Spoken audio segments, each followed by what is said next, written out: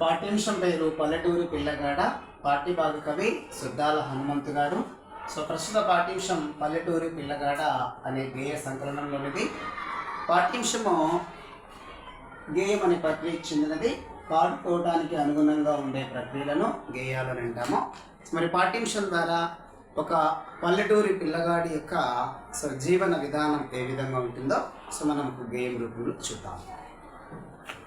పల్లెటూరి పిల్లగాడ పసులగా చేమునగాడ, పల్లెటూరి పిల్లగాడ పసులగా చేమునగాడ, పాలు మరచి ఎన్నాళ్ళయిందో ఓ పాల బుగ్గల జీతగాడ,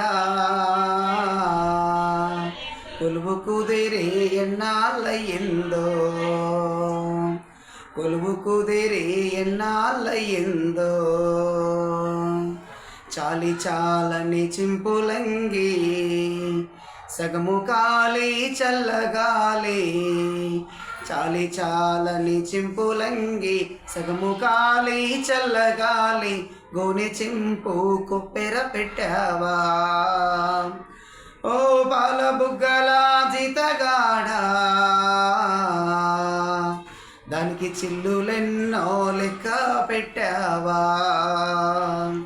తాటి జగ్గల కాలి జోడు తప్పటడుగుల నడక తీరు, బాటతో పని లేకుండయిందా ఓ పాల బుగ్గల జీతగాడ,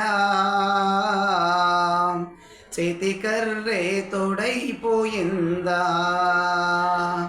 చేతి కర్రే తోడైపోయిందా, గుంపు తరలే వంపులోకి కూరుచున్నవు గుండు మీద, గుంపు తరలే వంపులోకి కూరుచున్నవు గుండు మీద, తొడ్డికి వేదురవైపోయావా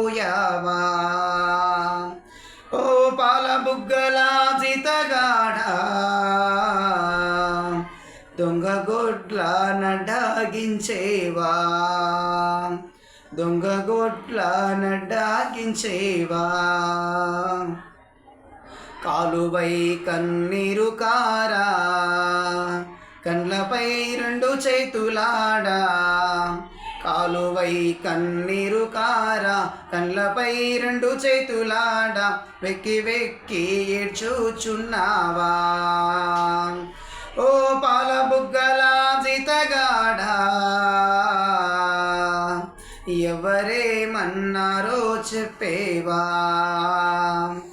ఎవరేమన్నారో చెప్పేవా, పల్లెటూరి పిల్లగాడ పసులగా చేమునగాడ, పాలు మరచి ఎన్నాళ్ళయిందో ఓ పాల బుగ్గల జీతగాడ, కొలువు కుదిరి ఎన్నాళ్ళయిందో కొలువు కుదిరి ఎన్నాళ్ళయిందో.